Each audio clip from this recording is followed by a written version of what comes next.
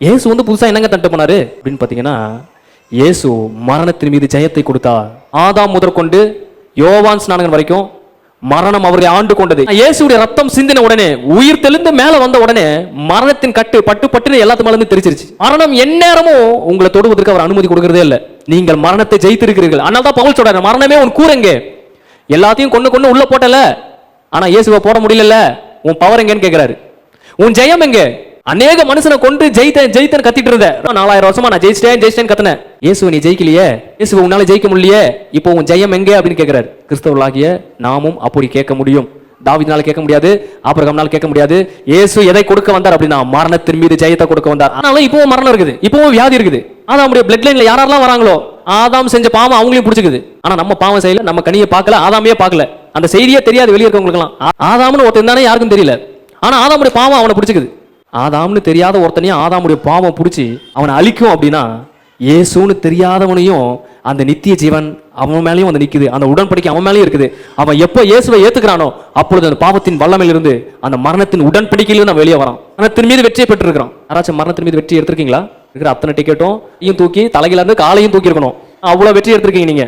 ஒவ்வொரு செகண்ட் நீங்க உயிரோட வாழ்றது மரணத்தை வென்ற மாதிரி தான். சாசுக்கு பாத்தீங்கன்னா முடியே இருக்காது, உங்களால சொரிஞ்சு இங்கெல்லாம் காயம் தான் இருக்கும். நான் உங்களால அவ்வளவு டார்ச்சர் அனுபவிச்சுட்டு இருக்கிறோம். ஒவ்வொரு மரண வலிமையில இருந்தும் ஒவ்வொரு நாளும் நீங்க காப்பாற்ற போறீங்க. மரணத்தின் மீது பவுல் பாருங்க, ஒரு இடத்துல பிரசங்கம் பண்ணிருக்காரு. ஜனங்களாம் வந்து அடிச்சு அவனை செத்துட்டான் அப்படின்னு சொல்லி ஒரு இடத்துல தூக்கி போட்டு போயிட்டாங்க. மறுபடியும் பவுல் அந்த இடத்துல எந்திரிச்சு மறுபடியும் பிரசங்கம் பண்ணானாமா. மாதிரி அவனுக்கு 3 டைம் நடந்திருக்குது. செத்து உயிரோட வந்திருக்கான். அடிக்கவே முடியல.